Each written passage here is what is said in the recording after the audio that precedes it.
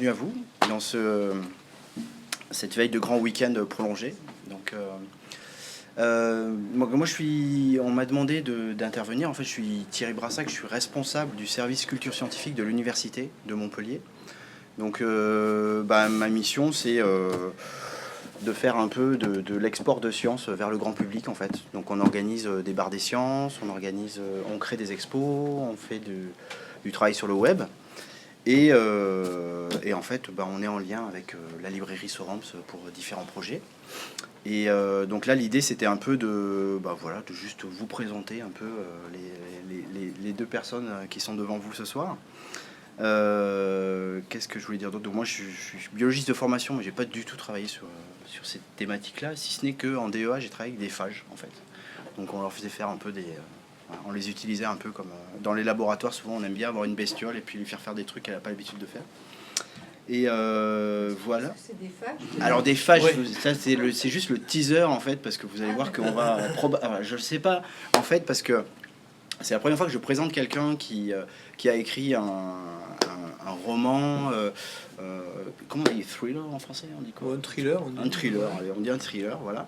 Donc je sais pas jusqu'où on a le droit d'en parler ou pas en parler en fait. Ouais. Ça, je vais lui laisser un peu On peut parler au niveau scientifique, on peut parler de tout. Ouais, c'est ça. Ok. Ouais. Donc effectivement, vous avez raison, on reviendra un petit peu plus en détail sur ces histoires. Un phage, pour te dire, c'est un virus en fait. C'est un virus qui s'attaque aux bactéries. Voilà. Donc c'est tu le savais, Voilà. toi? Mais toi, c'est vrai que tu le sais aussi, ouais. Il n'y a que des gens qui savent tout. Pour Là, voir si il n'y on a que des suit, en médecins. fait. Hein. Voilà, donc c'est un virus de bactéries. C'est ça l'idée. Et voilà, et donc en fait, Samuel Alison, il a participé à un bar des sciences qui avait lieu sur la fraude scientifique. Il faisait le fraudeur en fait, non c'est pas vrai. Et il va reparticiper à un autre bar des sciences sur, rappelle-moi la thématique, je suis désolé. Les microbes, amis ou ennemis. Voilà, sur les microbes en fait, je vous donnerai un peu les infos, vous pourrez regarder ça. Et voilà, donc je vais vous présenter un petit peu Thierry Crouzet. Donc en fait, je suis sur lui, donc je continue sur lui. Donc Samuel Alison, lui, il travaille sur essayer de regarder un peu comment les virus, les bactéries se propagent et se disséminent, et de modéliser ça un peu avec des outils mathématiques et informatiques. Voilà. Et voilà. Donc d'ailleurs, il cherche des volontaires pour participer à ces recherches. Donc il lancera peut-être une annonce tout à l'heure en fait là-dessus. Et donc Thierry Crouzet, donc lui, il est ingénieur en électronique en fait au départ. Donc rien à voir avec les bactéries directement. Et en fait, de fil en aiguille, d'ingénieur, il est devenu journaliste un peu scientifique pour le monde de l'informatique qui était en pleine évolution à ce moment-là. Et encore de fil en aiguille, il a commencé à écrire des livres en fait, et à écrire donc son premier essai, c'était en 2006 sur la société connectée et alors exactement que je me relise Le bien. peuple des connecteurs. Comment? Le peuple des connecteurs. Le peuple des connecteurs, c'est ça. Et voilà, sur savoir un peu ce que cette société connectée allait créer un peu dans nos habitudes de vie, dans notre société, etc. Question qui est encore brûlante d'actualité quand même, il me semble. Et donc alors ton livre, il est là, voilà. Et donc de fil en aiguille, il est arrivé là-dessus. Et je crois que ce livre est un peu le fruit d'une rencontre avec un monsieur dont on parle dans le livre en fait, qui s'appelle Didier Pittet, c'est ça? Et qui est donc en fait le monsieur grâce à qui on a un peu tous des gels hydroalcooliques en fait pour se laver les mains en fait, et qui a donc découvert comment ça fonctionnait, quelles étaient l'utilisation de ces gels hydroalcooliques, et qui a décidé de ne pas breveter ce procédé et d'offrir ça à tout le monde en pensant que c'était quand même une bonne chose qu'il n'y ait pas de brevet sur ce genre de choses. Voilà. Et donc cette rencontre-là a mené à un premier bouquin en 2014 qui s'appelait Le geste qui sauve. Et finalement, de fil en aiguille, ça a rebondi un peu sur cette histoire de résistance. Donc la résistance aux antibiotiques, je crois que je ne sais plus en quelle année c'était, mais les antibiotiques, c'est pas automatique, on l'a tous un peu entendu, je pense. Ça, c'est début des années 2000, hein, Ouais. 2005, je crois, un truc comme ça. C'est ça. 2002. Ouais. Et c'est une question effectivement un peu brûlante d'actualité, quoi. Donc alors si vous avez des questions un peu techniques sur je sais pas les mécanismes de résistance, l'évolution des bactéries, etc. Ça peut-être plutôt des questions pour C'est Samuel. Thierry qui Non, connaît plus que ouais, moi. c'est lui qui se débrouille. Il faut bien que tu serves à quelque chose quand même. Mais enfin bon, je vais leur laisser un Non, peu. mais toi, tu peux expliquer pourquoi ça évolue aussi vite. Parce que ça, c'est le problème. Pourquoi il y a de la résistance? Parce que les bactéries, elles évoluent super vite. Donc ça commence comme ça, en fait. Ouais. Alors je sais pas s'il faut pas, peut-être que j'en sais rien. Donc qui l'a lu? Ah ok, super, Ouais. bravo. Qui a envie de le lire? Parfait. Alors monsieur qui se mouche, très bien, vous êtes dans le sujet, bravo. Il nous a infectés tout à l'heure, il nous a embrassés déjà. Ah c'est ça, ouais, c'est trop tard. C'est trop tard. Et ah oui, mais il y a le livre aussi de Samuel Alison, donc il y a son livre qui est là, sur justement, ça s'appelle C'est grave, Docteur Darwin, l'évolution, les microbes et nous. Donc ça c'est l'idée justement donc de un peu moins romancé, un peu plus scientifique probablement. Ouais, non, mais Sur, moins sérieux, c'est le thriller mais- qui est romancé, qui est sérieux, qui est documenté. Et Là il y a c'est plein de scientifique morceaux qui de est- science à l'intérieur quand même, parce que moi j'ai mis des post-it un peu et tout ça pour quand je l'ai Oui, lu. mais c'est pas rasoir. Comment? Oui, mais c'est pas rasoir. Et pas du tout. Alors attention, parce que si vous me dites que la science c'est rasoir, je vais pas être d'accord avec vous. Parce que justement, mon métier fait en sorte que j'essaye de faire en sorte que voilà, les scientifiques sortent un peu de leur tour d'ivoire et puis discutent un petit peu d'égal à égal avec les citoyens, parce qu'il y a plein de choses à se raconter, il y a plein de choses à inventer ensemble et qui sont importantes. Ouais. Mais effectivement, c'est c'est donc un roman. Comment on fait? Est-ce que vous pourriez nous faire un résumé de ça? Non, c'est trop difficile. Non, mais moi je peux. Sur l'intrigue en général, je c'est peux trop juste- pas de tout. Hein, La- c'est la- juste- moi je vous raconte la bande-annonce. Allez, Ouais. ok. La bande-annonce, elle dure 1 minute. Donc on est sur un bateau de milliardaires dans les Bahamas et tout le monde tombe malade, sauf une jeune femme qui est étudiante en médecine et sauf un garçon sur lequel elle a flashé, comme par hasard. Et en fait, on comprend tout de suite que lui, a priori, c'est lui qui a empoisonné les passagers. Et on comprend que, et elle, on ne sait pas pourquoi, c'est la seule à pas avoir été empoisonnée. Voilà. Et l'histoire, au niveau romanesque, l'histoire, on a une histoire pour deux personnes qui a priori s'attirent et à la fois qui se repoussent parce que la jeune femme va avoir pour mission d'arrêter celui qui l'attire. Donc ça va être il y a une double histoire, à la fois une course-poursuite à travers le monde parce qu'il faut qu'elle arrive à l'arrêter, et à la fois elle ne veut pas l'arrêter non plus, parce qu'elle voudrait comprendre pourquoi il fait ça, et elle voudrait arriver à le sauver. Donc ça c'est la partie romanesque. Voilà. Le résumé du roman, et on comprend dès le premier chapitre, donc je révèle rien, qu'une bactérie, le coupable c'est une bactérie. Donc c'est une bactérie qui empoisonne les gens, qui les infecte et qui les tue. Et une fois qu'on est soumis, que quelqu'un hérite de cette bactérie, il meurt à 99,9% de chance. Alors juste, cette bactérie, je l'ai appelée Adversus, elle n'existe pas aujourd'hui. Mais je l'ai inventée à partir de bactéries qui provoquent la typhoïde. Donc c'est juste, c'est une salmonelle, c'est ça, la typhoïde? Chez des médecins, je peux leur demander. Donc c'est la salmonelle. Aujourd'hui, j'ai pris 2 gènes de résistance qu'on trouve aujourd'hui sur des Escherichia coli notamment, que j'ai mis sur une salmonelle. Donc ce qu'il faut voir, c'est que il va vous raconter tout ça, c'est que les gènes, quand des gènes de résistance apparaissent à des bactéries, il va vous expliquer comment ça fait. Après, ils migrent de bactérie en bactérie, ils peuvent se déplacer. Donc des bactéries peuvent hériter de ces gènes et acquérir en fait les pouvoirs des bactéries qui ont créé ce gène au départ. Et donc l'adversus que j'ai créé n'existe pas. Mais rien n'empêche qu'une salmonelle hérite de ces 2 gènes et on l'a. Donc on est peut-être à... Ça peut apparaître du jour au lendemain, ces choses-là. Et on a des bactéries équivalentes qui sont apparues dans les 6 derniers mois, depuis qu'en gros j'ai fini l'histoire. On a des Escherichia coli. Donc c'est l'Escherichia coli, c'est une bactérie classique, on a tous, c'est 40% je crois de notre flore intestinale. On a des Escherichia coli là, qui en ce moment, qu'on ne sait plus soigner. Donc on n'a aucun antibiotique qui marche contre ces Escherichia coli. Donc les bactéries résistantes, on appelle ça des superbactéries qui résistent à tous les antibiotiques, elles existent. Heureusement, elles ne traînent pas partout encore. Donc ça reste très très rare. Mais il y a des cas, en ce moment, il y a des cas qui commencent à apparaître sur la planète où on ne peut rien faire. Voilà. Et là, on ne parle pas de gens qui sont affaiblis par des bactéries, parce que souvent, il y a des gens dans les hôpitaux, des gens âgés ou qui ont des maladies qu'on n'arrive pas à soigner, parce que déjà, ils ont eu des traitements très lourds. Ces nouvelles bactéries qui apparaissent, quelqu'un de tout à fait normal qui l'attrape ne peut pas s'en débarrasser, en fait. C'est ça qui pose problème. Voilà. Explique, c'est toi qui vas expliquer maintenant comment les gènes apparaissent, etc. Je cherche la citation, mais c'est donc les bactéries... En fait, les microbes, en règle générale, évoluent extrêmement vite. Pour vous donner une image, si vous prenez un virus comme le VIH, par exemple, le VIH, un virus qui va infecter nos cellules pour produire des nouveaux virus, vous pouvez calculer le temps de génération, c'est-à-dire le temps pour qu'un virus donne des virus.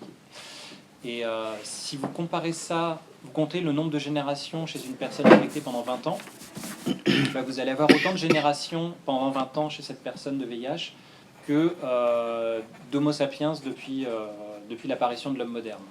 Donc vous avez en 20 ans à peu près 100 000 ans d'évolution humaine. Donc c'est extrêmement rapide. Et donc ça, c'est un des premiers moyens justement de devenir résistant, c'est que pour les bactéries comme pour l'homme, les descendants ressemblent jamais exactement à leurs parents. Et de temps en temps, un descendant va être un peu différent et vous allez avoir un descendant qui peut résister. Donc ça, c'est un premier moyen pour les bactéries de devenir résistantes, c'est que toutes les bactéries ne sont pas les mêmes. Et par chance, pour elle, il y a une bactérie qui peut être résistante. Mais il y a un autre moyen dont Thierry a déjà parlé. Je cherchais la citation, en fait, parce qu'il y a un prof américain qui avait une formule choc qui disait « Les bactéries, si elles pouvaient penser, elles pourraient nous voir, nous, comme une espèce nymphomane et incestueuse. » Nymphomane et incestueuse parce que nous, quand on veut transmettre de l'information génétique, en gros, il faut faire des descendants, il faut faire des enfants. Et donc ça veut dire qu'il faut faire du sexe. Et en plus, généralement, on fait du sexe avec quelqu'un de l'espèce humaine, parce que sinon, ça ne va pas produire beaucoup de descendants. Donc, nymphomane, parce qu'il faut faire du sexe, et incestueuse, parce que c'est avec quelqu'un de la même espèce. Les bactéries, c'est pas du tout pareil. Une bactérie, déjà, si elle veut échanger, se dit, la couleur des yeux de Thierry, ça me plaît bien, passe-moi ton gène de couleur des yeux, la bactérie, hop, elles peuvent s'échanger directement de l'ADN. Donc, il n'y a pas besoin de passer par la reproduction, il n'y a pas besoin de produire des descendants. Une bactérie adulte, entre guillemets, peut transférer un gène. Donc ça peut être la propriété de résister aux antibiotiques, par exemple.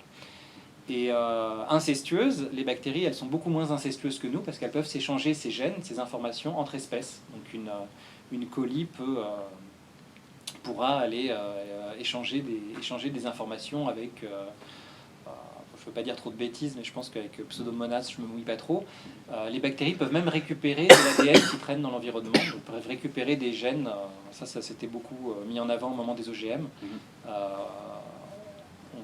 Les bactéries, en fait, échantillonnent un petit peu tout ce qui traîne. Donc voilà. Donc d'une part, elles peuvent, les descendants, comme nous, elles évoluent. Elles produisent des descendants un peu différents, mais beaucoup plus vite que nous. Et d'autre part, elles peuvent se refiler les unes les autres des informations génétiques. Donc... L'histoire des OGM, c'est je mange du maïs OGM et je peux retrouver des gènes du maïs OGM dans les bactéries, c'est ça ou pas? Oui, il y avait ça. Enfin, il y avait en fait que les premiers OGM, on dérive. Les premiers OGM, en fait, quand on fabriquait l'OGM, le OGM consistait à rajouter un gène d'intérêt dans une plante, dans une cellule végétale, mais ça marche pas très bien. Donc on veut être sûr qu'on a bien réussi à introduire le gène. Et ce qu'on faisait, c'était qu'on rajoutait des gènes qui permettaient souvent des gènes de résistance aux antibiotiques, justement, qui permettaient d'être sûr que le gène était bien présent. Et donc après, même en plein champ, quand la plante meurt ou tout ça, on retrouve des gènes de résistance aux antibiotiques qui se baladent dans la nature. Donc voilà, donc c'est vrai que les bactéries sont... Ouais. La résistance aux antibiotiques a pu être entraînée par ces OGM sur lesquels on avait mis des gènes résistants. Enfin, à ma connaissance, on a toujours mis des gènes vraiment basiques, donc des gènes qui de toute façon sont un peu déjà partout. Dans le bouquin, justement, il y avait une étude faite avant la campagne des antibiotiques, c'est pas automatique, où ils étaient allés dans les grands hôpitaux européens, dans les grands pays européens, ils avaient regardé la quantité d'antibiotiques prescrits, donc en France, aux Pays-Bas, en Espagne, et ils avaient croisé ça avec la proportion de souches résistantes qu'ils trouvaient dans les hôpitaux de ces mêmes pays européens. Et ils trouvent une corrélation nickel avec les pays qui prescrivent très peu d'antibiotiques, comme les Pays-Bas, où c'est maladif, ils ont vraiment une phobie des antibiotiques quasiment, qui avait très peu de résistance. Et à l'inverse, tout en haut à droite, vous avez la France qui prescrivait le plus d'antibiotiques et où une souche sur deux sur la pénicilline qu'ils avaient testée, une souche sur deux de streptocoque était résistante. Et donc, enfin, c'est vrai qu'il y a un lien direct de toute façon entre les politiques de santé et les résistances. Je sais pas si tu veux... Non, ce qui est intéressant et qui fait peur, en fait, qui m'a fait très vite peur, moi, quand j'ai commencé à m'intéresser à ça, c'est que donc Fleming découvre, on dit que Fleming a découvert en 1928 les antibiotiques. En fait, il découvre la pénicilline, mais en fait, il redécouvre la pénicilline parce que pendant 100 ans, on a découvert, même bien avant, on a découvert la pénicilline. Et chaque fois, les gens ont eu du mal à la tester, à la mettre en application. Donc, plusieurs fois, des chercheurs se sont rendus compte que les champignons arrivaient à s'attaquer aux bactéries, mais ils ont laissé tomber les recherches, ils n'y ont pas cru, ou ça marchait un coup, ça marchait pas un autre coup. Et en 1928, quand Fleming redécouvre ça, il se passe la même chose. C'est-à-dire que Fleming découvre que la pénicilline marche, mais comme il n'arrive pas à en fabriquer en grande quantité, il publie un article en disant que ça marche, mais en fait que c'est pas une piste thérapeutique. Donc il arrête, donc il laisse tomber. Et il faut une autre équipe anglaise qui découvre presque 10 ans après ses travaux pour se dire il y a quelque chose là, on va essayer de trouver des souches qui fabriquent plus de pénicilline. Et on voit qu'en fait déjà il y a eu beaucoup, c'est le hasard en fait. Il aurait peut-être fallu 10 ans de plus pour qu'on y croie.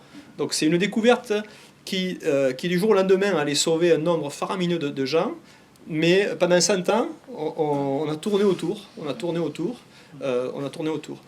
Et donc, en 1945, la pénicilline est commercialisée en 42-43, pendant la guerre en fait. Ça commence, et là, du jour au lendemain, ils ont trouvé, c'est sur un melon, je crois, ou une courge, qu'ils ont trouvé un champignon qui avait un taux de production qui était 40 000 fois supérieur à celui que Fleming utilisait au départ. Et depuis cette époque, c'est ce même champignon qu'on cultive, c'est pas dans le livre, ça je peux vous le dire. C'est ce même champignon qu'on a cultivé, sélectionné pour améliorer le rendement de cette souche-là. Et donc en 1945, Fleming et les autres chercheurs anglais qui ont travaillé sur la pénicilline reçoivent le prix Nobel de médecine. Et Fleming publie un article dans le New York Times où il explique déjà en 1945 que si on utilise n'importe comment les antibiotiques, on va avoir de la résistance et que ça va être une catastrophe sanitaire. Donc ça veut dire que l'idée que les bactéries allaient résister et que ça allait nous poser un problème, on le sait depuis le début en fait. On le sait depuis le début. Et en 1949, il y a une première étude en Angleterre qui montre que je crois qu'il y a déjà 40% des staphylocoques qui sont résistants à la pénicilline dans les hôpitaux où on utilise la pénicilline en Angleterre. Donc en fait, on a constaté immédiatement que la résistance apparaissait. Et en gros, on n'a rien fait jusqu'à il n'y a pas si longtemps que ça en fait. Jusqu'aux années 2000, on n'a pratiquement rien fait. Donc je trouve que moi c'est une super leçon sur notre capacité en tant qu'espèce à réagir aux problèmes. Je suis d'accord quand tu dis qu'on n'a rien fait. On a fait parce qu'on a fabriqué de nouveaux antibiotiques chaque fois. Oui, c'est ça. Et depuis l'an 2000, on n'en fabrique plus. Oui. C'est ça le problème. Oui. Parce qu'en fait, c'est pas vrai qu'on n'a rien fait. On a chaque fois trouvé de nouveaux antibiotiques. On a fait une escalade en fait. Voilà. Et on a fait comme les militaires en fait. On a fabriqué des nouvelles armes. On a continué à les bombarder de plus en plus fort jusqu'à ce que ça ne rapporte plus d'argent au laboratoire.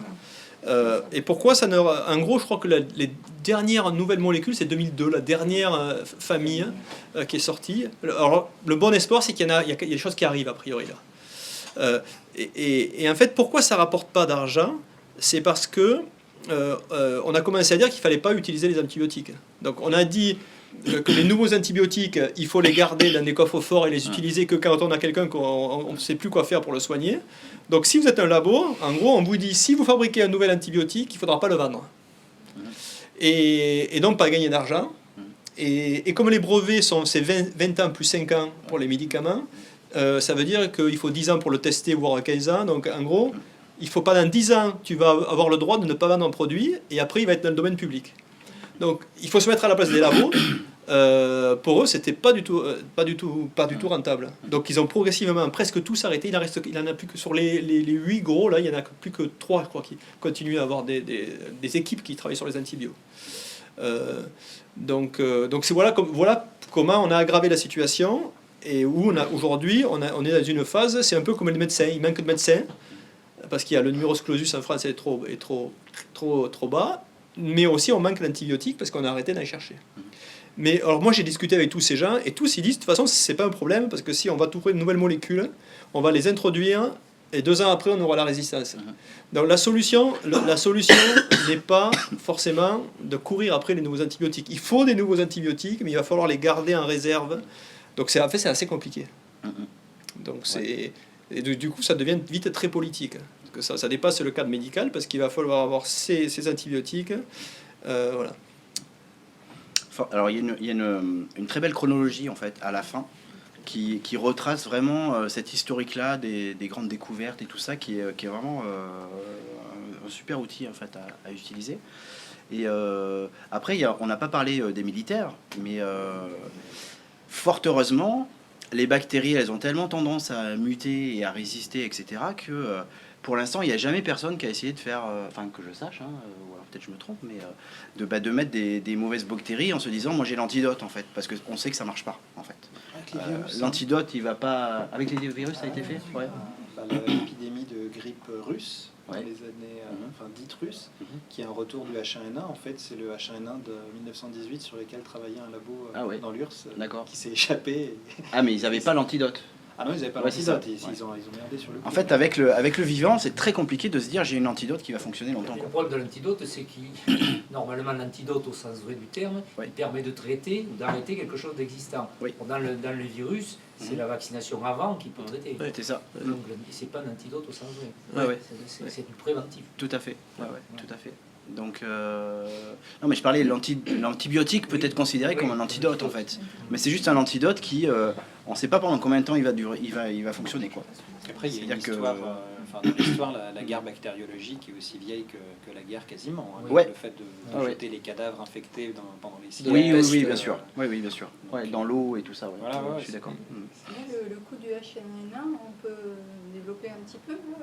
Il s'est échappé d'un laboratoire. Ouais, donc la grande pandémie qui a tué plus que la Première Guerre mondiale, alors est-ce que c'était dû à la virulence de cette souche en particulier ou au fait que les conditions sanitaires étaient déplorables, qu'il y avait des tranchées, etc. Mais toujours est-il qu'à la fin de la guerre, en 18-19, il y a une pandémie de grippe mondiale qui fait plus de morts que la Première Guerre mondiale, qui a marqué les esprits. Enfin, ça a été énorme. Et depuis, beaucoup de labos, justement, ont travaillé sur ça parce que c'est un peu l'archétype, bon, c'est pas comme la peste noire, mais c'est un peu l'archétype de la maladie super virulente qui en plus se transmet extrêmement vite. C'est pour ça qu'il y a tant de labos qui bossent sur la grippe. Et donc ce H1N1 a été remplacé, alors je regarde pour ne pas dire de bêtises, mais dans les années 50 est remplacé par le H3N2 plus ou moins, qui est la grippe de Hong Kong.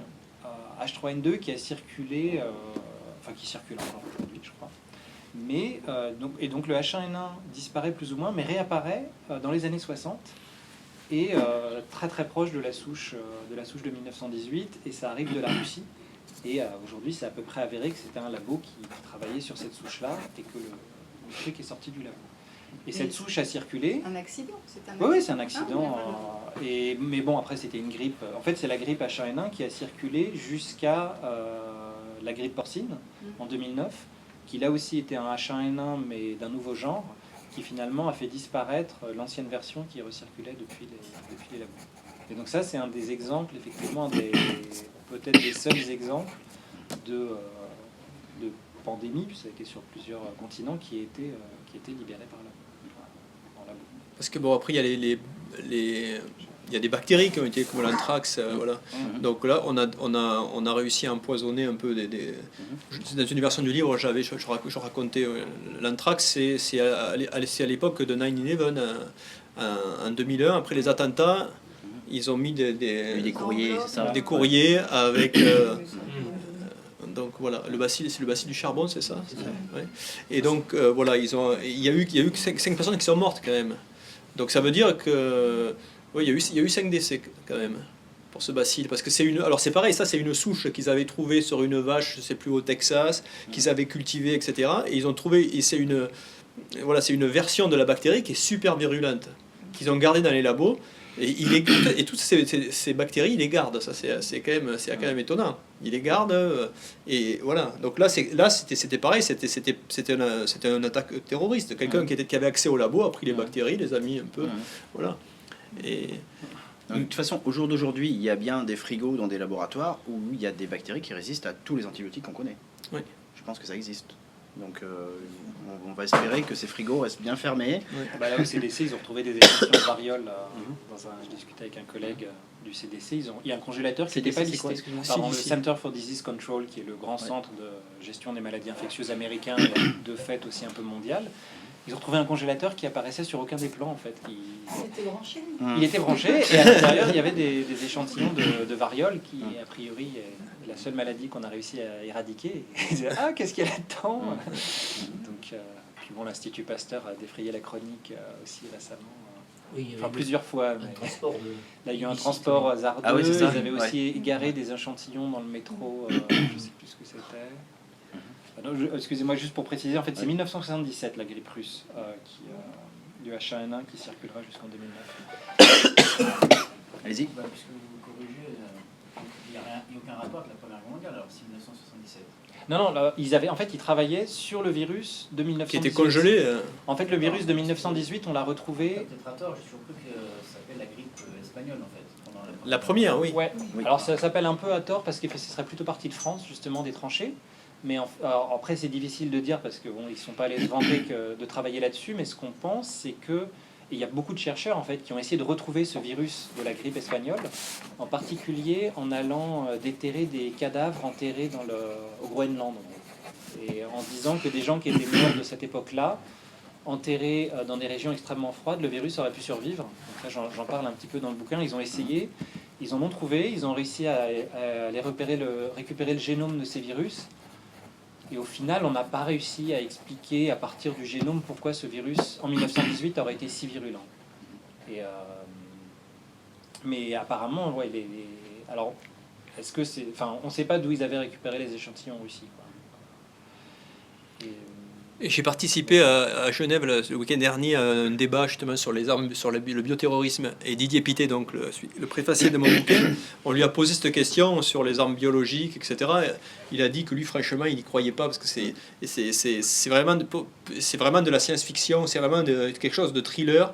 Dans la réalité, c'est tellement difficile à manipuler, c'est que tu vas lâcher un truc, il a de bonnes chances de te repéter à la figure. Il y a ça dans le film Contagion. Oui, dans Contagion, oui. Un blockbuster. Sauf que maintenant, les terroristes, ils sont d'accord pour mourir. Oui, voilà. Donc ça, c'est ouais. Non, mais dans Contagion, c'est pas mal justement dans le film. Donc il a aussi avait été plus ou moins sponsorisé par le CDC, mais bon, avec Matt Damon et tout ça. Ouais. Et à un moment, il y a le chef, je sais plus si c'est le FBI ou la CIA, qui dit mais est-ce que c'est pas des bioterroristes qui ont pu fabriquer cet agent super dangereux? Et puis le scientifique qui lui répond il n'y a pas besoin des bioterroristes, la nature elle s'en charge toute seule. Là. C'est vrai. Et il y a ça dans le livre. Hein, justement, la bactérie, elle n'a pas besoin qu'on vienne la fabriquer. Mais là, en tant que scientifique, vous pensez quoi du fait de garder justement la variole ou les bactéries super résistantes? Il ne faudrait pas les détruire? En fait, maintenant, comme intérêt, on les a déjà étudiés en long, en large et en travers. A priori, on connaît tout. Pour pouvoir fabriquer du vaccin. Oui. Et C'est pour ça. Et le problème se pose aussi beaucoup moins maintenant avec le séquençage des génomes. C'est-à-dire qu'aujourd'hui, par exemple, le virus de la polio, on a pu le synthétiser in vitro. Donc quand on connaît la séquence du génome, pour des organismes simples comme des virus, on peut plus ou moins... Bon, c'est pas simplissime, mais avec le génome, on peut le recréer. Donc maintenant, il faudra aller effacer les archives pour effacer la séquence du génome, pas juste effacer les virus eux-mêmes dans le congélateur. Ah oui, parce que les terroristes, ils sont super forts et pourraient... Ah bah c'est en accès libre, si vous... Ouais, non, mais... Après, un virus, effectivement, c'est une entité qui est plus simple qu'une bactérie. Oui, une bactérie, c'est pas aussi... Fabriquer une bactérie, c'est compliqué, quoi. Je veux dire, et quand on dit on sait tout avec les connaissances d'aujourd'hui. Mais on peut imaginer que dans 10 ans, il y a des choses qu'on aurait bien aimé regarder sur le virus d'aujourd'hui. Si on le détruit, on ne pourra plus le regarder, quoi. En fait, là, le problème, ce qui s'est posé même plus récemment, alors on dérive un peu sur les virus, mais c'est que des gens, justement, ont essayé de de prendre du H5N1, qui pour le coup est le virus vraiment grippe aviaire, qui est très très virulent pour l'homme, mais son problème c'est qu'il se transmet mal d'homme à homme. Il se transmet très bien entre les oiseaux. Et donc eux, ils ont fait ce qu'on fait classiquement nous dans les labos d'évolution, c'est qu'on fait depuis Pasteur ou même avant, c'est qu'on sait qu'on peut adapter une bactérie ou un virus à un nouvel hôte. Il suffit juste de l'aider à se transmettre. Donc en gros, on fait une piqûre à un nouvel hôte et comme ça on transmet. Et les gens ont fait ça sur le H5N1 pour essayer de l'adapter à des furets. Parce que les furets, c'est ce qui ressemble le plus à l'homme immunologiquement pour le virus de la grippe. Et donc là, c'était un cas où les gens en labo fabriquaient quelque chose de potentiellement super dangereux, parce qu'on prend un virus dont on sait que quand il arrive à infecter l'homme, il est très dangereux. Et eux, ils faisaient une manip pour lui permettre de mieux se transmettre entre furets, donc potentiellement aussi entre hommes. Alors eux, ils l'ont défendu en disant, bah regardez, on a pu identifier quelles mutations sont nécessaires pour mieux se transmettre, donc maintenant on peut mieux surveiller. Mais oui, ça pour le coup, ça c'est le scénario de Stephen King, le fléau de Stephen King. Ouais. Voilà, la pandémie, elle commence comme ça. Il faut une bourde, les militaires, et en quelques jours, il y a tous les États-Unis qui sont décimés. Et en fait, les scénarios de pandémie ils sont légion. Il y a une pandémie de scénarios de pandémie. C'est vrai. Et au début, moi, quand j'ai commencé à réfléchir à ça, je suis bêtement, j'ai eu la tentation d'écrire une pandémie aussi, parce que c'est spectaculaire. C'est crédible. Oui, c'est crédible parce qu'on en a des pandémies qui sont comme les rhumes, les pestes, tout ça. On a de l'histoire. La méningite au Brésil, quand ils ont vacciné toute la population en l'espace d'un mois, le Brésil c'était un petit pays. Oui. Donc voilà. Donc les stocks de virus, ça sert à ça. Ou de bactéries, ça sert à fabriquer du vaccin quand on en a besoin. Malheureusement, des fois ça apparaît, on ne sait pas pourquoi. Ben là, en ce moment, je te le disais tout à l'heure, il y a 12 personnes qui sont mortes à Monrovia, au Libéria. On ne sait pas ce qui a causé. C'est une maladie infectieuse, on en est sûr. Et ils savent que c'est pas un Ebola. Toutes les personnes qui sont tombées malades sont mortes. Et depuis une semaine, on n'a pas d'autres nouvelles. Mais en tout cas, il y a quelque chose qui a émergé, qui couvre là. Donc on ne sait pas si c'est un virus ou si c'est une bactérie. Mais en tout cas, il y a une nouvelle maladie infectieuse dont les symptômes sont assez nouveaux, qui est en train d'apparaître. Alors peut-être que les 10 seules personnes infectées sont toutes mortes et c'est fini. Mais bon, voilà. C'est vrai qu'un des trucs sur lesquels je voulais revenir, c'est que tu as appelé ton bouquin résistant, mais je pense que tu aurais pu l'appeler aussi virulent. Parce que justement, ce qui fait la dangerosité du pathogène ici, c'est pas uniquement le fait qu'il est multirésistant, parce que finalement, une bactérie qui est multirésistante et qui cause des symptômes très légers, où on a plein de gènes de résistance, on a plein de bactéries sur nous qui sont probablement résistantes, mais ça pose pas de souci. Le problème, c'est quand cette résistance, elle se couple à une virulence, et donc là, c'est là où vraiment les problèmes se posent. Oui, mais en revanche, c'est pas très contagieux, donc voilà. Donc c'est pour ça qu'il n'y a pas de pandémie. Et le premier, quand j'ai réfléchi avec les médecins à un scénario, parce qu'il fallait que le scénario soit crédible, donc on a essayé de trouver des scénarios, et on a commencé par s'intéresser à la crise du concombre en Allemagne. C'était pareil, il y a une dizaine d'années. C'est une dizaine d'années maintenant, à peu près 2008, peut-être les derniers cas, donc ça fait presque 10 ans. Et donc cette histoire, ce qu'on appelle la crise du concombre, c'est en gros une cinquantaine de personnes sont décédées en Europe à cause d'une Escherichia coli. Escherichia. Escherichia, ouais. E. coli, voilà. E. coli. Ouais, c'est ça. Ouais. Et donc on cherchait. Le problème de cette bactérie, c'est qu'elle ne se propage pas facilement. Pour que ça soit contagieux, il ne pouvait pas y avoir de contagion énorme. Parce que les gens qui sont tombés malades, c'est a priori, c'est en mangeant, on a découvert par la suite, on n'en est pas sûr, ça serait en mangeant des germes de soja qui se sont infectés. Germes de soja dont les graines avaient été cultivées en Égypte. Donc on n'a jamais retrouvé la source exacte de l'infection. Mais en tout cas, ces gens, quand ils mangeaient ces gènes, ils tombaient malades et ils pouvaient décéder. Je crois qu'il y a 1000 personnes en gros qui sont tombées malades et il y en a une cinquantaine qui sont décédées. Mais il y avait pas, on ne pouvait pas la transmettre cette maladie, c'était pas contagieux. Donc c'est pareil, ça faisait Escherichia coli ça marchait pas, quoi. Parce que ça marchait pas pour faire une pandémie. Donc on a cherché, il fallait mélanger des bactéries pour faire la pandémie où les gens meurent. C'était difficile avec des bactéries en fait, à grande échelle. Moi je leur ai posé des cols, ils ne trouvaient pas. Il faut arriver à faire passer des gènes qui ne passent pas entre ces espèces-là, ils ne passent pas bien. Donc pour eux, ils ne voulaient pas que je fasse ça parce qu'ils disaient là on est vraiment dans la science-fiction totale.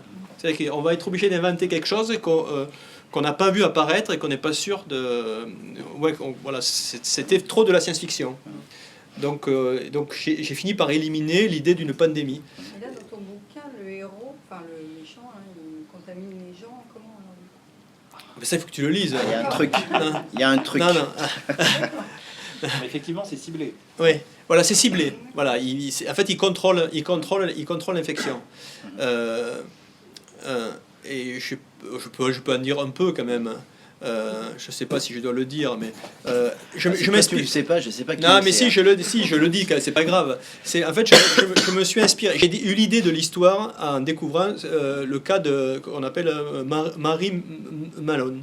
C'est une américaine qui, c'est une Irlandaise qui arrive aux États-Unis 1890 à peu près, et elle est cuisinière.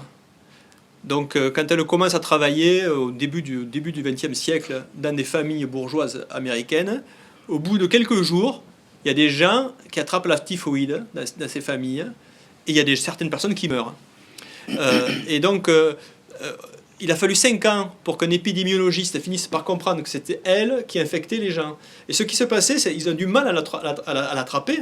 C'est parce que chaque fois qu'elle voyait que les gens tombaient malades, elle avait senti que c'était un peu elle, quand même, parce qu'elle disparaissait sans laisser d'adresse, et elle se faisait embaucher ailleurs.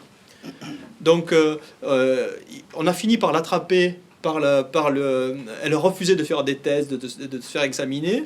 Ils l'ont enfermée pendant 2 ans, en lui disant « mais vous ne pouvez pas sortir parce que vous allez réinfecter les gens ». Et au bout de 2 ans, ils lui ont fait jurer de ne plus jamais être cuisinière.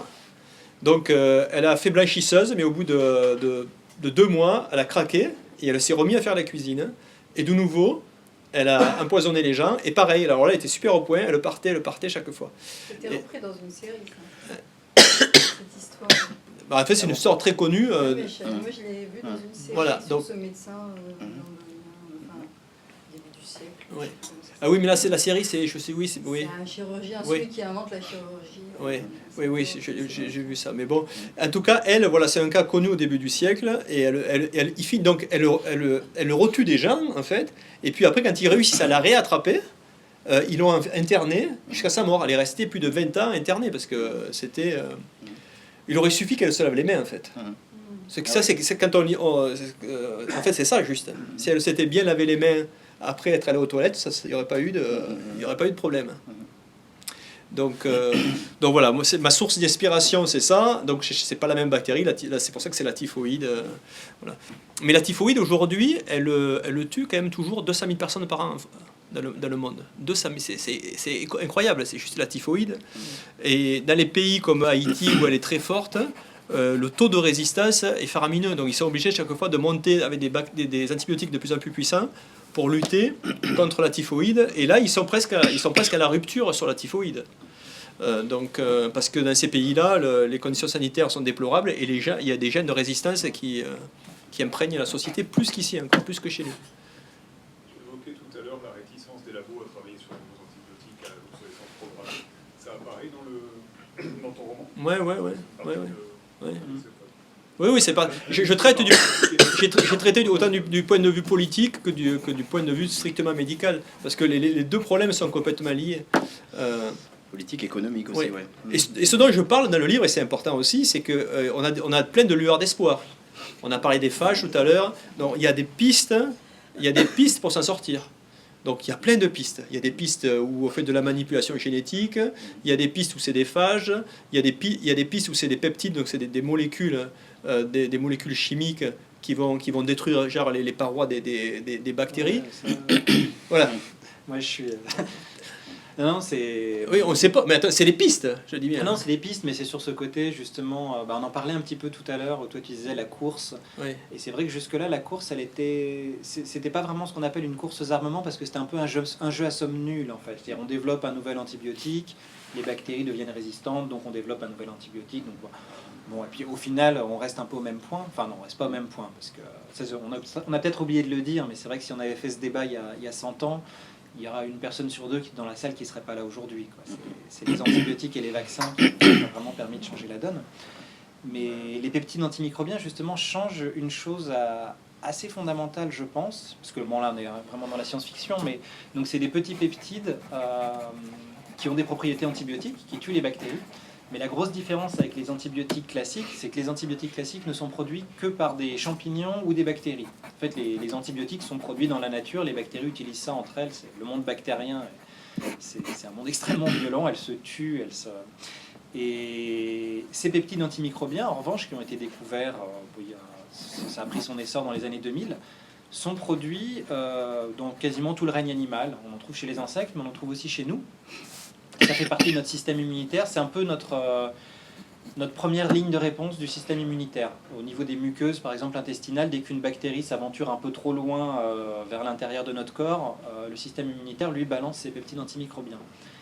Et donc là, ça change quelque chose d'assez fondamental dans cette course entre traitement et microbes, qui est que si une bactérie devient résistante, bon, science-fiction, parce qu'a priori c'est pas trop faisable, mais à tous les peptides antimicrobiens, elle devient plus juste résistante à un antibiotique, elle devient résistante à nos propres mécanismes de défense à nous. Et les peptides antimicrobiens, il y avait un collègue, la Pierre-Henri Gouillon, qui avait alerté là-dessus, il disait ça marque un changement, parce que là on va utiliser comme molécule de défense pas quelque chose qui est produit par les champignons ou les bactéries, mais quelque chose qui est produit aussi par nous. Et donc là on entre directement dans un scénario où une bactérie qui deviendrait résistante serait automatiquement virulente, parce que en résistant à nos peptides antimicrobiens, du coup c'est buffet gratos, la bactérie elle peut se propager dans le corps. Et donc c'est là aussi où il faut faire attention.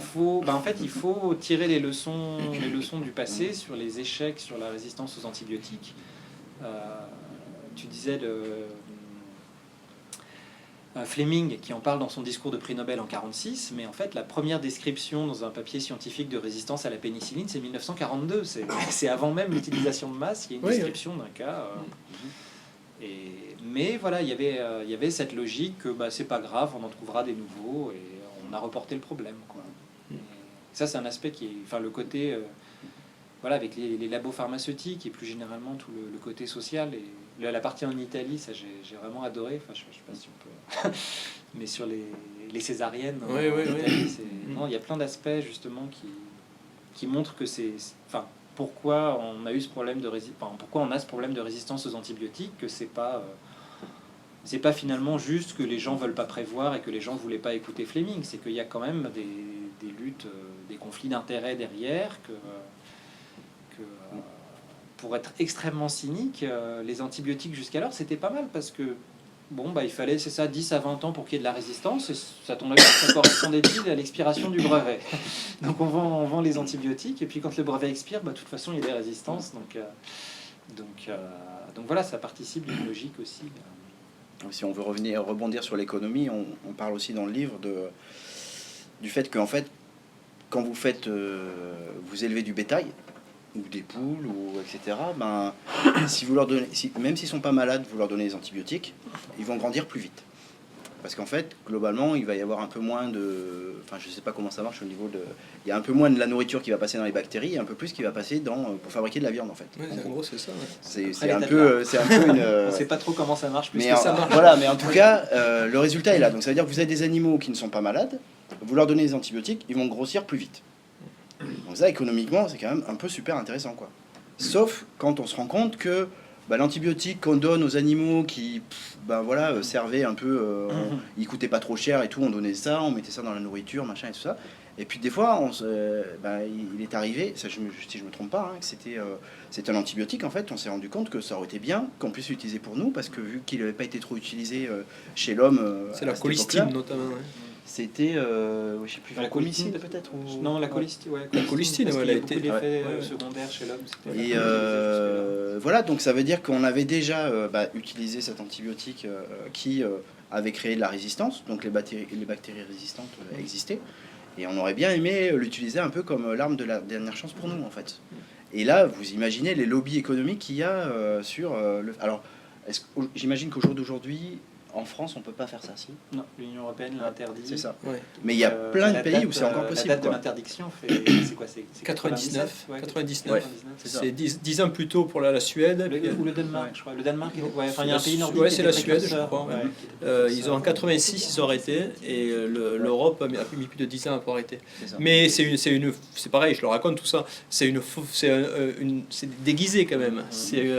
On n'a plus droit de donner des antibiotiques comme facteur de croissance. Donc ça, on n'a plus droit, alors que c'est autorisé aux États-Unis, c'est autorisé partout. Hein. En Europe, c'est interdit, les facteurs de croissance. Donc ça veut dire qu'il faut mieux manger de la viande européenne.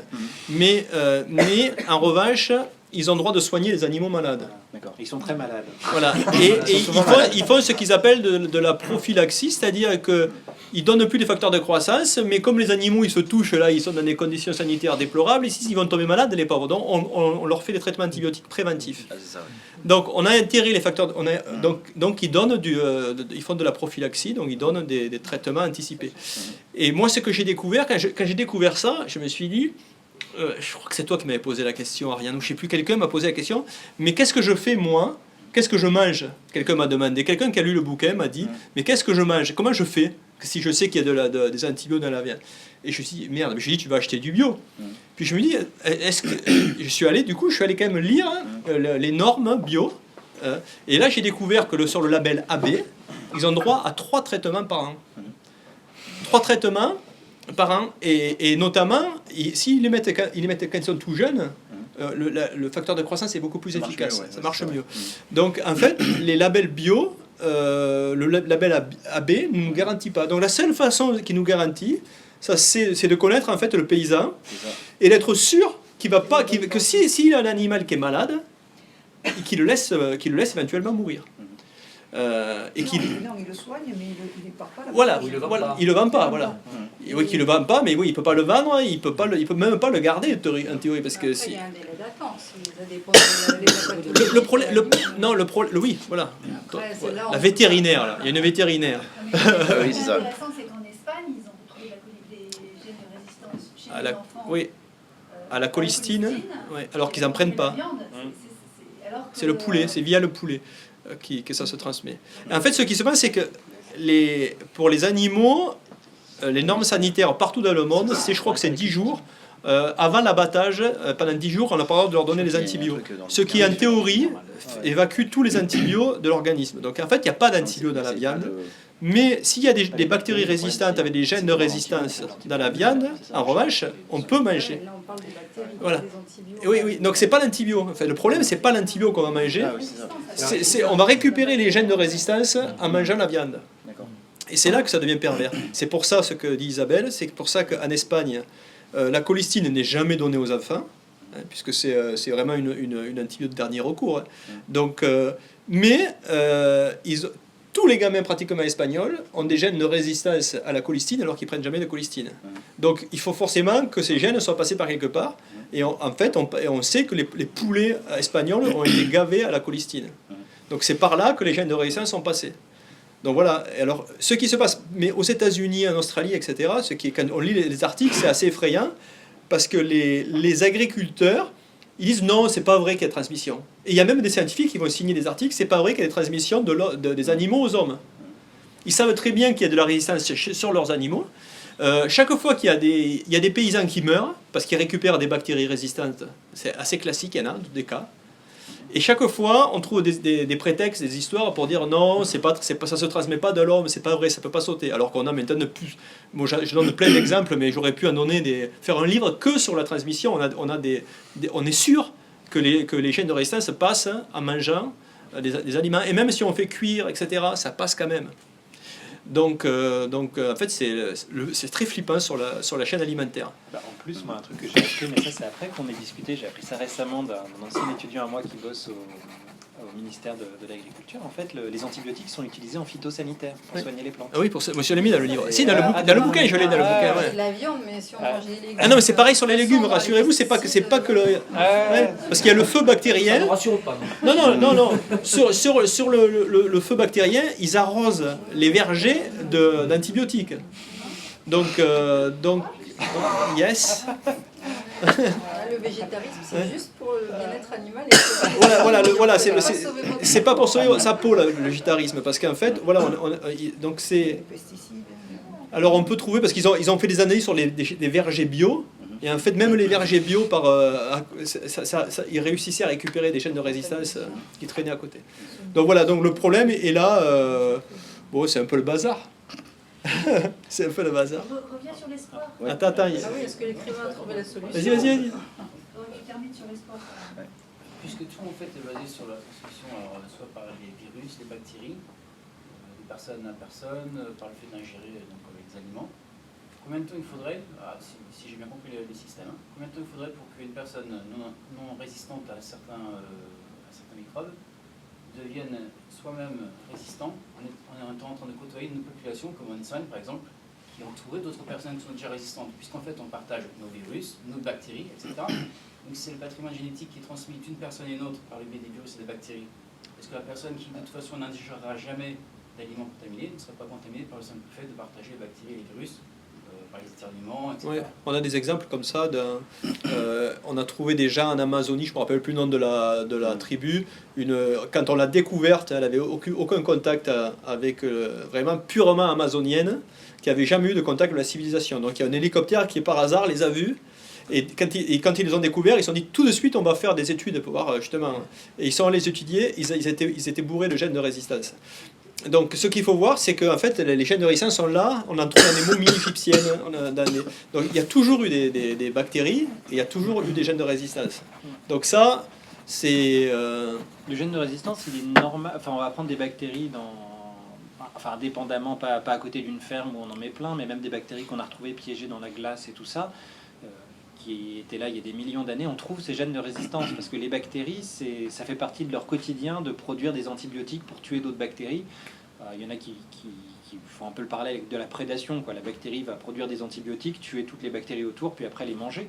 Donc c'est une évolution naturelle finalement. C'est assez naturel, ouais. Après, et donc qu'on en ait dans notre intestin, dans les bactéries de nos intestins et des gènes de résistance, dans une certaine proportion, c'est normal. Après, tous les gènes de résistance ne se valent pas. Et en particulier, enfin, Thierry en a un petit peu parlé, mais il y a ce qu'on appelle des îlots de résistance qui sont en fait un conglomérat de gènes. Donc là, c'est un truc qui peut pas apparaître d'un seul coup, quoi. C'est pas les mutations dont je vous parlais où les enfants sont différents des parents. Là, c'est clairement des choses qui sont transmises horizontalement. Donc là, on a un ensemble génétique qui contient plein de gènes de résistance. Et là, c'est un package qui passe et qui fournit la résistance à plein d'antibiotiques différents. Et là, on change d'échelle, en fait. On n'a plus juste un gène de résistance qui se balade par là, mais vraiment un mécanisme, enfin un truc à spectre large. Et donc voilà, parce que ouais, l'autre chose dont je voulais parler, je sais pas si je parlerai trop du bouquin en parlant de Clostridium difficile aussi. Parce que ça, c'est une infection, justement, c'est un cas où on a une bactérie qui est résistante, mais qui en plus est virulente. Et c'est une bactérie qui cause des infections, des diarrhées, souvent à la suite d'un traitement antibiotique. On va prendre un traitement antibiotique, ça va dézinguer un peu notre flore commensale, les bactéries qui nous aident à digérer, et du coup Clostridium va pousser. Et jusqu'à assez récemment, le traitement, ça consistait à augmenter la dose. Sauf qu'augmenter la dose, quand Clostridium il tire déjà son avantage d'être résistant alors que les autres ne le sont pas, ça avait très peu de succès. Et au final, on s'est rendu compte que ce qui marche avec un taux de succès hallucinant, enfin quasiment 75%, c'est de ce qu'on appelle pudiquement la bactériothérapie fécale.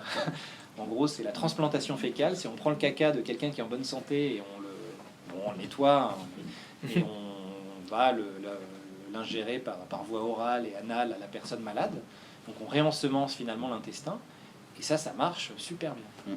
Et ce qui est impressionnant, c'est que donc on arrive à finalement ça a été reconnu comme méthode thérapeutique en France depuis l'année dernière seulement, officiellement. Oui, parce que ça se faisait. Alors c'est marrant la comparaison aussi avec les phages, les bactériophages ou les virus, où là c'est encore beaucoup plus réticent alors que c'est le même principe.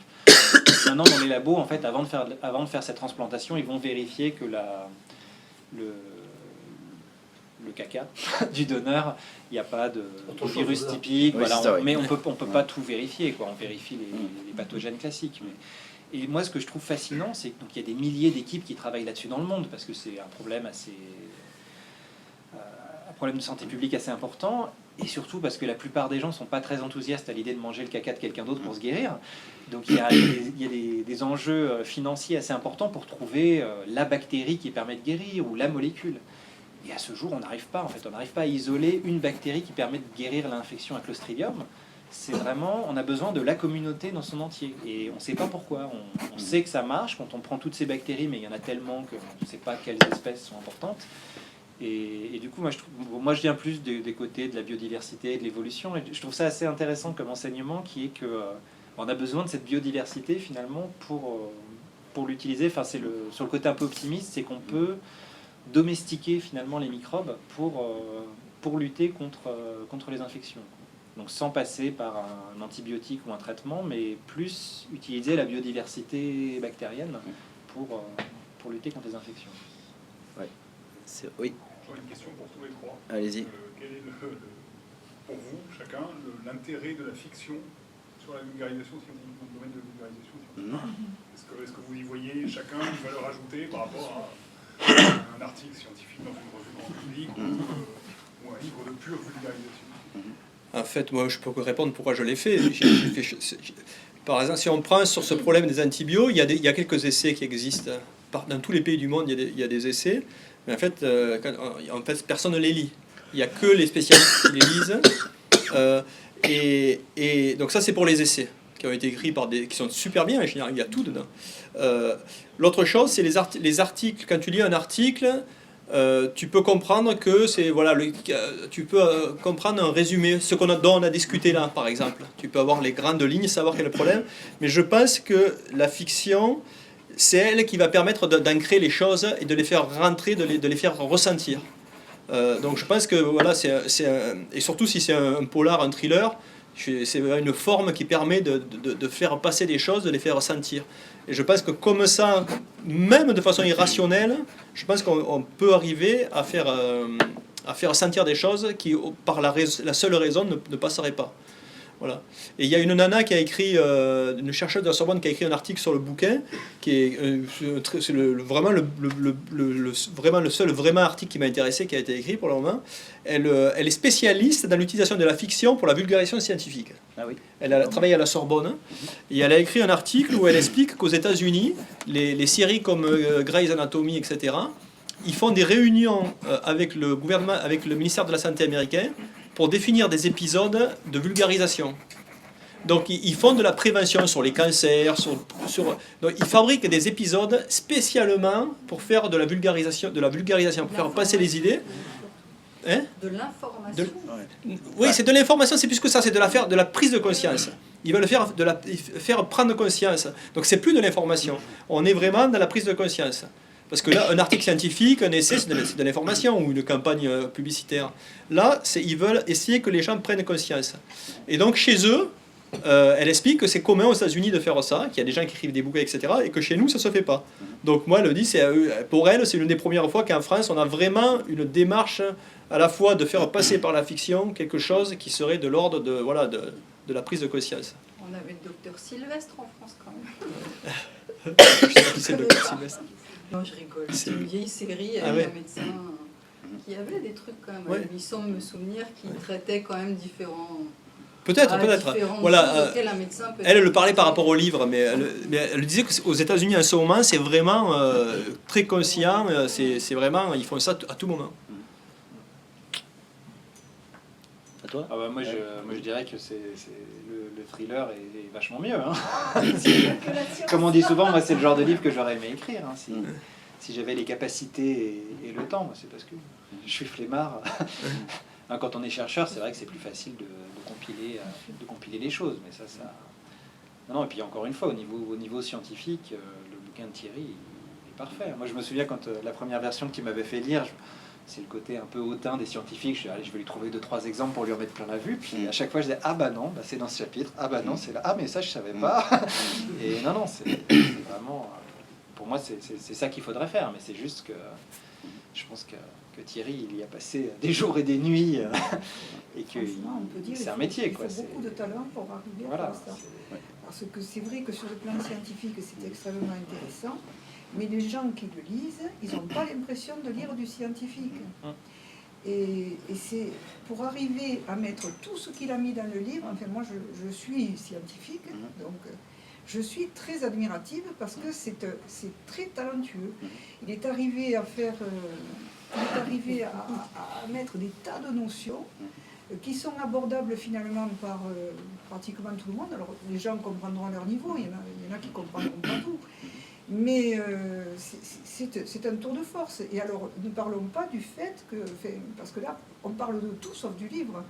Ne parlons pas du fait qu'il fait intervenir les vrais scientifiques. Alors là, je dis chapeau. Moi, j'aurais jamais osé parce que ils sont très pointilleux, ces gens-là, en général, très imbus de leur personne. Et arriver à les introduire comme ça dans un roman, il fallait que tu les épaules larges et confiance en toi pour arriver à le faire. Et je trouve que tu as très bien réussi. J'ai eu un refus à la fin. J'ai eu un refus. Tu as un refus? Ouais, à la fin, ouais. C'est normal. Ouais, sur les si 20. Si tu n'en avais pas eu, ce serait grave. Ouais. Pas pour une histoire d'ego, hein. Mais... Tu lui donnais un mauvais rôle ou c'est lui qui... Non, il avait un bon rôle. C'est Martin Blaser. Je continue à parler de son bouquin. Mais Martin Blaser, il nous a, au dernier moment, il répondait pas. Il a fallu que Didier l'appelle. Il a fini par dire, oui, mes avocats me déconseillent. Et en fait, ce qu'on a compris, alors que c'était même pas la personne, c'était pas le plus fameux, c'est un mec, c'est quand même un mec important. C'est lui qui a découvert que Héliobacter, Helicobacter, pardon. Moi je suis dans l'hélicoptère. Helicobacter provoque les cancers. Donc c'est lui qui a découvert le lien. Donc voilà. Et il n'a pas eu le prix Nobel parce que le prix Nobel il est revenu aux Australiens et pas à lui. Et alors je sais pas, d'après ce que j'ai compris, c'est vraiment un gars qui aurait accepté si ça avait été un livre à son éloge. Mais comme il était traité comme les 20 autres, il a vu ma notoriété, le gars a pondéré, oui, ma notoriété, j'ai plus à faire gagner aux autres qu'ils vont me faire gagner à moi. Et en gros, c'est pour ça, voilà, a priori, d'après ce qu'on a compris, ce qui s'est passé. Ah oui, d'accord. Mais c'est le seul. Il y a des gens qui sont, comme Barbara Murray, qui sont beaucoup plus connus aux États-Unis, beaucoup plus influents que lui, qui ont accepté de jouer le jeu. Donc. C'est quoi le principe? C'est que tu mets leur vrai nom? Je mets leur vrai. Tu peux garder le personnage et changer le nom ou t'as dû enlever Non, j'ai enlevé le personnage, je l'ai remplacé par quelqu'un d'autre. Du coup, j'ai remplacé, parce que ça se passe chez eux, hein, dans leur labo en général. Donc j'ai changé de labo, c'était à New York, c'est de passer à Vancouver au dernier moment. Donc c'est des petits changements. Mais dans ce cas-là, j'ai pas tout écrit. Mais bon, il y en a un qui n'a pas voulu jouer ce jeu-là. Alors que les autres, quand on rencontre Andremont à Paris, c'est vraiment Andremont, quoi. C'est lui, et il a validé ce que je lui fais dire. Et j'avais fait dire des trucs qui lui plaisaient pas, il me les a fait barrer. C'est pas les trucs scientifiques en général, c'est que je leur fais dire, je leur fais dire des trucs, voilà, il y a des choses qui, c'est pas, en général ils m'ont pas barré les trucs scientifiques. C'était parce que je leur faisais dire des expressions ou des gros mots ou moi je dirais pas ce gros mot là, je dirais plutôt celui-là. Non mais c'est ça quoi. Non oui, c'est vraiment des trucs en Géorgie là, le chapitre qui est sur la Géorgie, la scientifique et la responsable de l'Institut Eliava. Donc je la connaissais pas moi quand j'ai écrit, j'ai cherché des photos sur le net pour décrire l'endroit parce que je décris, c'est un roman quoi, je décris les lieux. Et puis quand j'ai décrit son bureau, j'ai pas trouvé de photos de son bureau. Donc j'ai inventé l'ancienne Géorgie. Moi, c'est une ancienne République soviétique. Quand tu vois la ville, etc., ça a l'air quand même, ça sent l'Union soviétique pour le peu que je. Et donc j'ai fait un truc vraiment soviétique son bureau. Et bien sûr, là, elle a dit non, mon bureau c'est pas ça. Elle m'a envoyé des photos pour que je puisse refaire son. Il a fallu que j'ai trouvé quelque chose d'amusant à dire sur son bureau. Il y a plein de chauffage d'appoint partout. Donc c'était voilà. Donc j'aurais pas pensé à mettre des chauffages d'appoint. Mais là, j'ai mis des chauffages d'appoint parce que voilà. Mais ça s'est passé comme ça. C'est vrai qu'on voyage beaucoup dans ce livre. Il faut attacher ses ceintures parce que ça va un peu dans tous les sens. Mais oui, j'étais obligé parce que les gars sont un peu partout, quoi, donc il fallait qu'on aille à leur rencontre. Et alors moi, je vais juste vous dire ce que je pense par rapport à votre question. Nous, dans le service culture scientifique de l'université, on aime beaucoup les livres. Et on a un travail où, en fait, ce qu'on fait, c'est que au lieu de prendre des livres de vulgarisation et tout ça pour parler de science, on essaye de trouver des livres de la littérature, que ce soit littérature classique, des romans, des BD, des comics, etc., où il y a des morceaux de science à l'intérieur, en fait. C'est-à-dire des livres qui n'ont pas été écrits pour faire de la vulgarisation, mais dans lesquels il y a des choses. Donc, par exemple, en ce moment, moi, j'ai travaillé avec une stagiaire de métier du livre de Montpellier, et on a refait le tableau périodique des éléments, on l'a transformé en bibliothèque, en fait. C'est-à-dire qu'on a classé des livres par atome. Et il y a plein de choses à dire là-dedans. Il y a Agatha Christie, elle est super forte pour empoisonner les gens et tout, elle trouve des trucs super. Et ce que je voulais juste dire, c'est que par rapport au projet art et sciences, parce que ça peut être les littératures, ça peut être la danse, ça peut être plein de choses.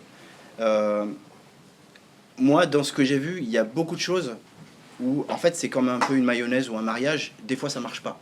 Ça veut dire que des fois, on a quelqu'un qui est dessinateur de BD et quelqu'un qui est scientifique qui vont se rencontrer et qui vont dire bah tiens, ensemble, on va raconter une histoire, ou un peu comme vous dites, pour que ce soit par hasard, on va mettre la BD, machin, etc. Et là, en fait, malheureusement, des fois, on a des chances d'avoir quelque chose qui n'est ni une bonne BD, ni une bonne vulgarisation, en fait. Mais effectivement, il y a des mariages heureux qui font que les choses fonctionnent. Et oui, bien entendu, mettre de la science là où on s'y attend pas, que ce soit dans la littérature, dans la bande dessinée, nous, c'est des choses qu'on trouve intéressantes et sur lesquelles on travaille aussi. Voilà. Et peut-être le mot de la fin, je sais pas, j'aimais bien l'idée de la biodiversité, en fait, parce que c'est vrai que la biodiversité, tout le monde trouve que c'est génial, en fait. Mais quand on arrive sur les microbes et les bactéries, déjà, c'est beaucoup moins rigolo, en fait. Hein. Mais je crois que c'est quand même une bonne leçon. Moi, j'ai des amis qui faisaient du fromage de chèvre et qui ont eu des gros problèmes parce que, en fait, le fromage de chèvre, on peut plus le faire comme on le faisait avant. Et maintenant, on est obligé d'avoir de l'inox, des choses qui soient super bien thermostatées, machin, etc. Donc, effectivement, il y a moins de risques d'infection. Encore que. Parce qu'en fait, le truc, c'est qu'on est tellement en train de partir vers quelque chose où on met... très peu de souches de bactéries, en fait, qu'il y a plein de place pour les autres. Et que le jour où vous en avez une méchante qui arrive au milieu, en fait, il y a plein la lutte dont a parlé Samuel, des bactéries qui se tirent la bourre les unes les autres, en fait. Et je pense que c'est un peu une réflexion à avoir par rapport à l'hygiénisme, en fait, et le fait de réfléchir un peu trop vite, de se dire, c'est bien d'aller bananer 90% des bactéries pour laisser juste celles qui nous intéressent. Ça, c'est un peu la meilleure façon de dérouler le tapis rouge pour les infections, en fait, quoi. Donc, je pense que c'est peut-être intéressant de réfléchir aux choses comme ça. Et puis, alors, si vous voulez, je ne sais pas si vous savez, mais à l'université de Montpellier, on a inventé la peluchologie. Et, la science des peluches. Et en fait, les bactéries en peluche, elles existent, en fait. Donc, il y a un fabricant qui s'appelle... Giant Microbes, et qui a fait tout un écosystème. Donc là, en fait, je suis allé dans mon garage, en fait, et en fait, je vous en ai amené quelques-unes. Donc vous pouvez essayer de deviner qui c'est. Il y a la solution qui est marquée sur la petite étiquette, en fait. Parce qu'en fait, c'est quand même fait avec des vraies photographies, il y a la vraie photo en microscopie électronique, en fait, de la bactérie à chaque fois, en fait. Donc je pense que c'est un bon habillage. Une super photo. Voilà, c'est ça. Alors, il faut juste que vous demandiez les droits après. Mais bon, donc tous les microbes, vous pouvez les trouver. C'est assez strict sur les droits. Ouais, c'est ça. Et voilà, encore. Peut-être on peut. Je sais pas merci, si. C'est bon. Voilà, on peut peut-être. Merci à tout le monde. Merci à vous d'être venus. Et puis voilà, je pense qu'on a passé un bon moment ensemble.